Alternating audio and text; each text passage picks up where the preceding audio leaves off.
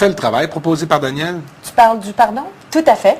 Je t'avoue que je ne suis pas prête à lui pardonner après tout ce qu'il m'a fait. Ma première réaction a été exactement comme la tienne, mais j'ai déjà lu ou entendu dire, je ne me souviens plus très bien où, que la haine refoulée était la première cause du cancer. Tu es sérieuse?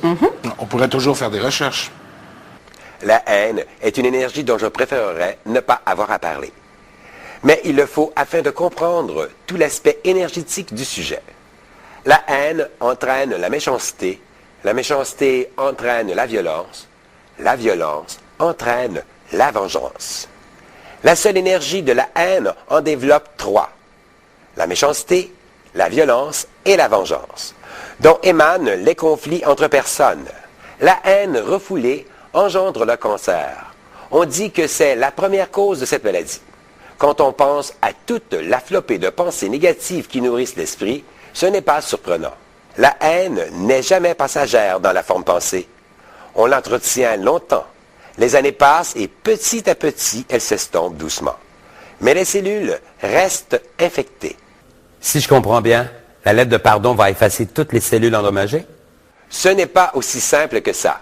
C'est la première démarche à faire vers le chemin de la guérison. Que fais-tu de la médecine? La science joue son rôle sur le plan physique. Elle traite avec des produits et parfois une opération. Si le travail n'est pas fait en profondeur au niveau de l'esprit, la maladie reviendra.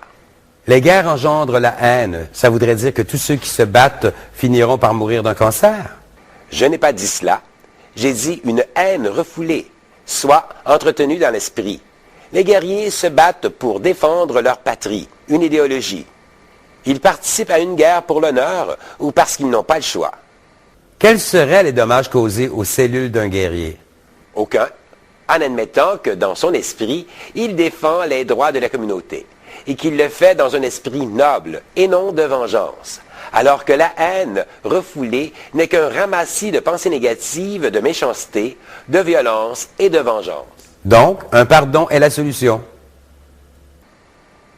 Oui, mais il faut que ce soit ressenti, pas juste un semblant de pardon pour se donner bonne conscience. Il faut le vivre au fond de son cœur. Pour savoir si tu as vraiment pardonné, envoie des bouquets de roses rouges à ou aux personnes qui sont en cause. Tu ne pourras pas faire cette démarche sincèrement avec de la haine dans ton cœur. Je vous propose un bon examen de conscience sur votre passé afin de liquider toutes les traces de haine qui pourraient partir de très loin. Bonne réflexion. Ciao!